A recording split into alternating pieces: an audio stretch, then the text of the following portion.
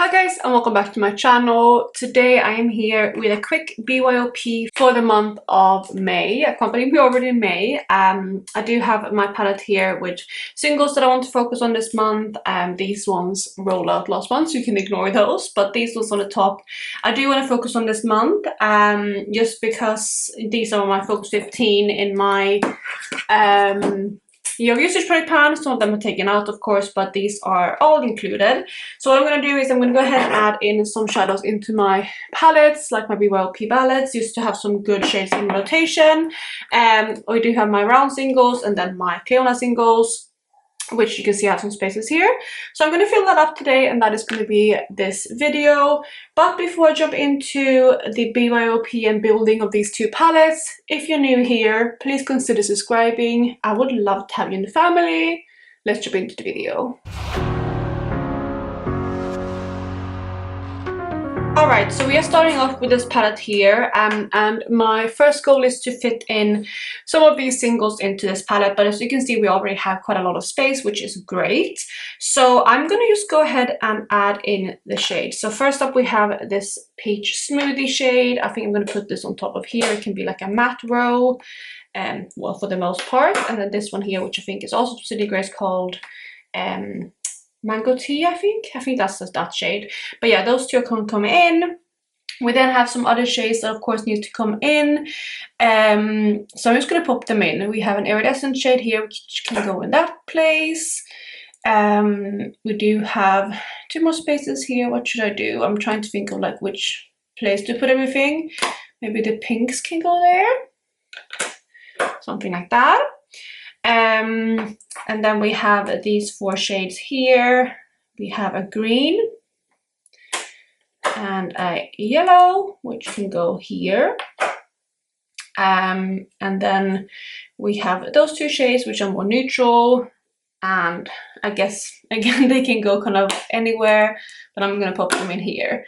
And that's everything from this palette that can fit. We have two more spaces, so I'm going to fill them in a second, but I'm going to move on to these. This shade of course can't fit, it's too large to go in either of these palettes. That can stay like separately, but I do have that other Cleona shade to put in. And here we have that palette. We only have again this one shade, and I'm going to go ahead and put that into this spot here. So that is, oops, that just went everywhere. I'm just going to press that back in. So that is this palette here. We do have two more spots, but this one now is empty. So we're going to go ahead and move on to my other magnetic palettes. So we have my Cleona palettes right here with shades, and I'm going to add some in. I'm looking at like what I think will be good, and I'm just going to go for it. I think a shade that I want to add in is this one here. This is one of the deep iridescents. It's burnt sienna, I believe. Yes, it is. That one can come in. I think that will add like some more warm tones to this palette, which is going to be very nice for the warmer months. Anything else from this first one? I don't think so. So that is the first palette. We have this one here. Okay, actually this one is round singles. It's my iridescent shades and some randoms on the bottom, but that one is obviously not going to be used right now. We do have this palette here, which has mainly iridescents, but I already have a lot of iridescents in here. Anything else from here though? I don't think so. I'm going to skip over that one to move on to the last palette, which is this one here. And this one again has some more kind of fun shades, and I think I want to go with one of these like more vibrant shades, again because we are in the warmer months. Question is just which one I should go for. I'm leaning towards maybe this one or that one, because they are like the peachy type of undertones again. We have this shade, which is quite a stunning one. This here is the shade Monarch. It's from the Vibrant Multichrome line, and I think that's going to be the one I add in. I feel like that's a nice little addition to this palette, and again more of a summer type shade. So that is that shade and that palette completed. So yeah, that is my Cleona Multichrome palette. I do still have a lot of blues and stuff in here, so I think that's something I'm going to switch up soon. But I'm going to keep that for now, and this is going to be like a good transition between spring and summer. And I think next month again I'm going to take out some of these cool tone shades and do a bit more of a refresh.